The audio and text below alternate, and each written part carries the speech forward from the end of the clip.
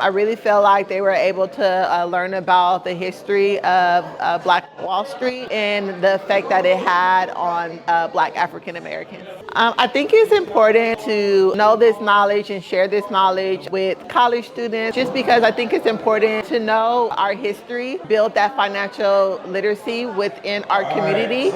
Yes, I would recommend Playback Wall Street to other colleges. I think the workshop was very informative, knowing the history about where we came from really is important to our community here. So what I liked about the game is that every time you land, you actually have to pay. It makes you more driven to go invest into a business. If I started a business in my life, I would start a nonprofit for kids that can't afford club to continue playing even out of high school and in high school. If I could ask a millionaire a question, I would ask them how they did it. Like, how do you start and how do you keep being driven even with so many setbacks and failures?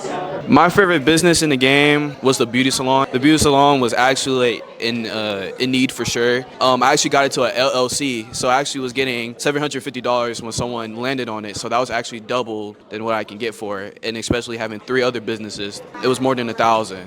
I had 3 businesses. It was the Royal Hotel because whenever somebody landed on it, I got a lot of money from it, and then also I had a barber shop.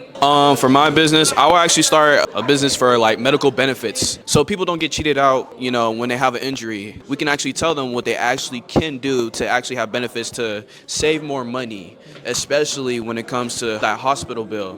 If I had to start a business, I would like to start where I can teach people how to survive off the land and just basically just know what to do when they're out in the wild. I feel like there's not a lot of people who know how to do that, so I feel like that would be very useful. If I can ask a millionaire any question, I would say, how did you start? How did you overcome your challenges when you lost money, when you were really low, $20, $25 to your name? What did you do then?